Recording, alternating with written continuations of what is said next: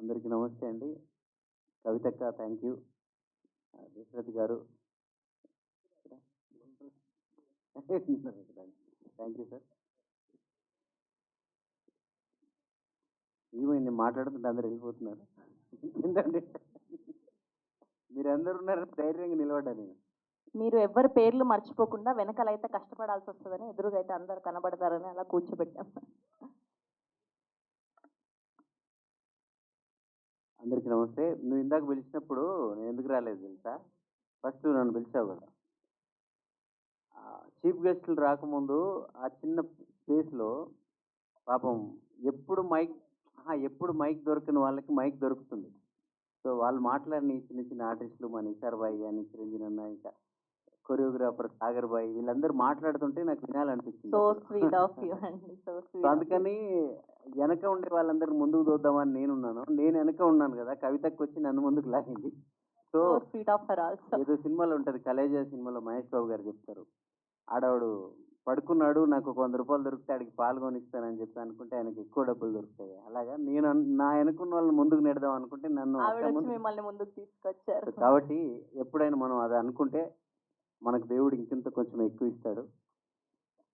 అలాగే కోమలి వచ్చింది ఇప్పుడు సినిమా ఇండస్ట్రీకి.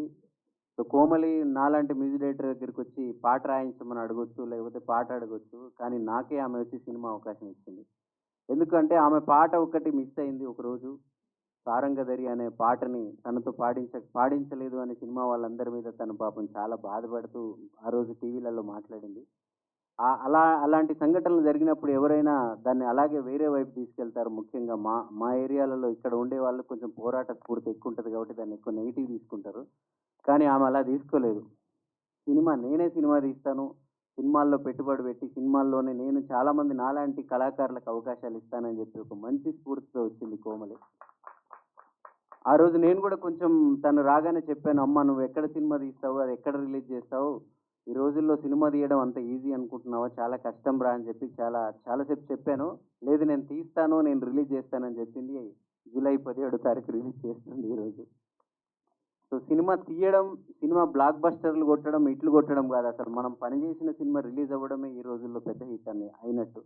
సో అలాగ ఈ సినిమా రిలీజ్ అవుతుందంటే దానికి కారణం మురళీధర్ గౌడ్ గారు లాంటి ఒక మంచి ఆయన. నేను సార్ మీకు నిజంగా పాదాభివందనాలు సార్. ఎలా అంటే మీరు అద్భుతంగా యాక్ట్ చేసినందుకు కాదు, అది మీరు ఎప్పుడే యాక్ట్ చేస్తారో అద్భుతంగా యాక్ట్ చేస్తారు కాబట్టే మీకు ఇలాంటి ఒక ప్రధానమైన పాత్ర మీ దాకా వచ్చింది. కానీ ఇప్పుడు మేము ఒక 4-5 సినిమాలు పనిచేస్తున్నప్పుడు ఒక ఒక ప్రెస్ మీట్కి ఒక మీడియాకి రావాలి అంటే ఒక 4 గంటలు 5 గంటలు పని పోతుంది.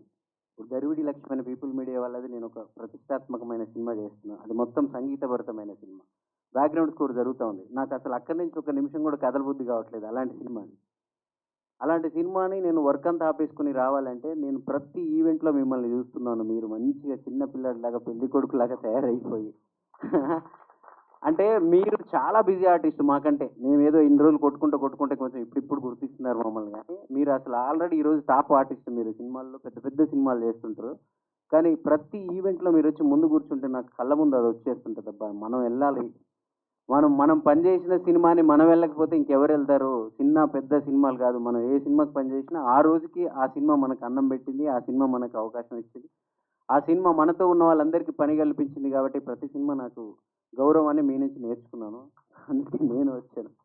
అలాగే సుధమ్మ, మీరు పాటల గురించి ఎవరెవరితోనో బయట ఇప్పుడు మా ధనుంజయ్ ఉన్నాడు, చాలామంది పాటలు పాడిన సింగర్స్ రారు, ఈ వేడుకలకి రారు, కానీ ధనుంజయ్ మాకంటే ముందే వచ్చి కూర్చొని చాలా గొప్పగా మాట్లాడారు. సో వాళ్ళు పాడిన పాటలు ఏ సినిమాలో పాడామో కూడా గుర్తుండవు సింగర్స్కి ఇప్పుడు. అలాంటిది మీలాంటి ఆర్టిస్టులు, పెద్ద ఆర్టిస్టులు ఆ పాటలను గుర్తుపెట్టుకొని అంత బాగా పాడారు, ఎంత బాగా. నాకు పైకి స్టేజ్ మీదకి రాగానే కూడా మీరు అదే చెప్పారు. సో మీరందరూ ఉండబట్టే ఇండస్ట్రీ పచ్చిగా ఉంది, మేమంతా ఇక్కడ దాకా వస్తున్నాం. So thank you. దివిజ, అసలు ఇంకా ఎన్ని సినిమాలు చేద్దాం మన ఇద్దరం చెప్పిట్లే, ఇప్పటికీ 4 సినిమాలు అయిపోయాయి. ఆమె నటించే ప్రతి సినిమాకి నేనే మ్యూజిక్ డైరెక్టర్ని. సో మరి అది ఎందుకు మన బాండింగ్ ఎలా కుదురుతుందో తెలియట్లేదు.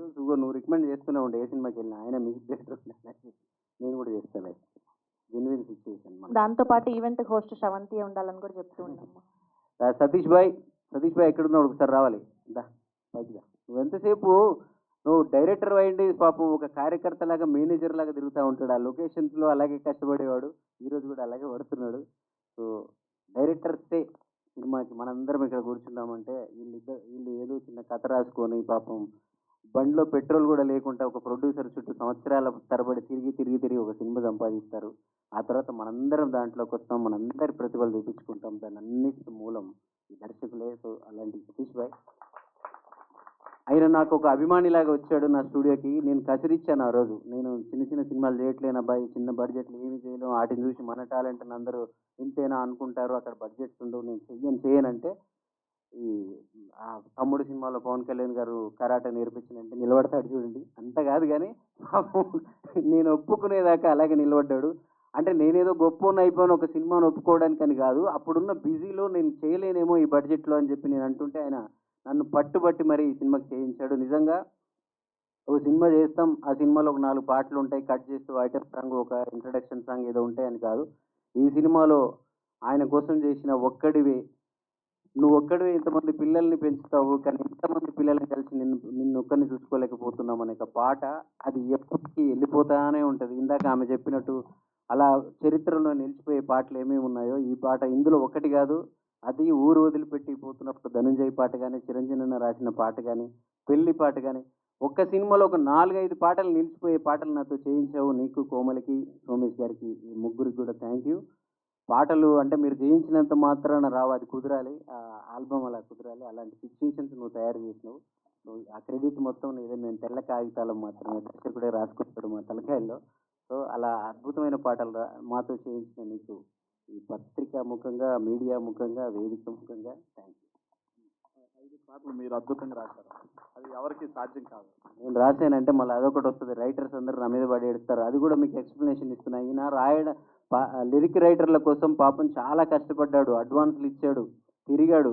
కానీ ఇక్కడ ఏంటంటే ఒక కొత్త డైరెక్టర్ రాగానే మనోళ్ళందరూ కొంచెం వాళ్ళకున్న బిజీలోనో, వాళ్ళకున్న ప్రెజర్స్లోనో సరిగ్గా ఆ టైంకి రెస్పాండ్ అవ్వకపోవడం వల్ల వీళ్ళు పడే ఇబ్బందిని చూసి నేను ట్యూన్ చేసేటప్పుడే ఆ పాట లిరిక్స్ వస్తుంటాయి. అంతే తప్ప నాకు లిరిక్స్కి సపరేట్గా ఏం డబ్బులు ఇవ్వరు వీళ్ళు. నేనే ఏదైతే రాసేసుకుంటున్నాను అనుకోవద్దు. అలాగే హీరో గారు చాలా బాగున్నావు, ఒడ్డు పొడుగున్నావు, నువ్వు మంచి యాక్షన్ హీరో అవుతావు తప్పకుండా. ఈ సినిమాలో నీకు ఇంకా స్పేస్ అంతా దొరకనట్టుంది. ఈ సినిమాలో నువ్వు ఒక పాత్రగా ఉన్నావు. తప్పకుండా ఫ్యూచర్లో మంచి హీరోగా నీకు అవకాశాలు రావాలని మనస్ఫూర్తిగా కోరుకుంటున్నాను. అలాగే సత్య గారు, ఇందాక దివిజరానంత సేపు నిన్నే చూశాను, ఎందుకంటే అప్పుడు నువ్వు ఒకదాన్ని ఉన్నావు కాబట్టి. సో నెక్స్ట్ సినిమాలలో ఒక్కదాన్ని ఉండేలాగా చూడు, తప్పకుండా నువ్వు మంచి హీరోయిన్ అవుతావు. సో అమ్మాయి కూడా ఆస్తిని కూడా మంచి అందరూ ఈ సినిమాలో సాగర్ మాస్టర్ ప్రతి పాటను మీకున్న బడ్జెట్లో మీరు అద్భుతంగా చేశారు. ఒక ఈ ఆల్బమ్ ఎప్పటికీ నిలిచిపోయే ఆల్బమ్ లాగా చేశారు. Dhananjay, thank you Dhananjay. So singers పట్టించుకునేంత మ్యూజిక్ డైరెక్టర్ నేను అయ్యానో కాదో తెలియదు, ఈరోజు నువ్వు వచ్చాక నాకు అయ్యాను అనిపిస్తుంది. తప్పకుండా నెక్స్ట్ సినిమాలకు కూడా ఆ సింగర్స్ అందరూ కూడా, మా సింగర్స్ అందరూ మా మ్యూజిక్ ఆల్బమ్స్ రిలీజ్ అప్పుడు కూడా వస్తారని నువ్వు ఒక బాట వేసావు. Thank you. అలాగే ఇంకా కెమెరామెన్ నాకు ఎప్పటి నుంచో ఫ్రెండ్. సో తనకు చాలా రోజుల తర్వాత మంచి సినిమా దొరికింది. యశ్రత్ గారు, సో ఒక మంచి feel good songs, feel good సినిమాలు అంటే మీరే గుర్తొస్తారు. నిజంగా ఇది మీరే రావాల్సిన సినిమా ఇది. తప్పకుండా మీరు నేను ఇండస్ట్రీకి వచ్చిన కొత్తలోనే నన్ను చాలా ఎంకరేజ్ చేసేవాళ్ళు, చిన్ని అంటూ చాలా ప్రేమగా చూసుకునేవాళ్ళు. So thank you sir. అందరికీ ఈరోజు వచ్చిన మీడియా వాళ్ళకి కానీ మీ అందరికీ ఒక రిక్వెస్ట్ ఏంటంటే, ఇలాంటి సినిమాలు మళ్ళీ రావు సార్. ముఖ్యంగా అలాంటి ప్రొడ్యూసర్స్ రారు. మట్టి నుంచి పాపం చాలా కష్టపడిన ఆమె చెమట చుక్కలతో నిర్మించిన సినిమా ఇది. మీరందరూ నిజంగా ఈ సినిమాని ఆదరించండి, ఈ సినిమాని తీసుకెళ్ళండి. ప్రజలందరికీ ఈ సినిమా కూడా నచ్చుతుంది. ఈ సినిమా ద్వారా కోమలి మంచి ప్రొడ్యూసర్గా నిలబడాలి, తన డబ్బులు తనకు రావాలి. మా సతీష్ భాయ్ మరిన్ని సినిమాలు తీయాలి, మా అందరికి మంచి అవకాశాలు ఇవ్వాలి. Thank you. Thank you Charan Arjun గారు.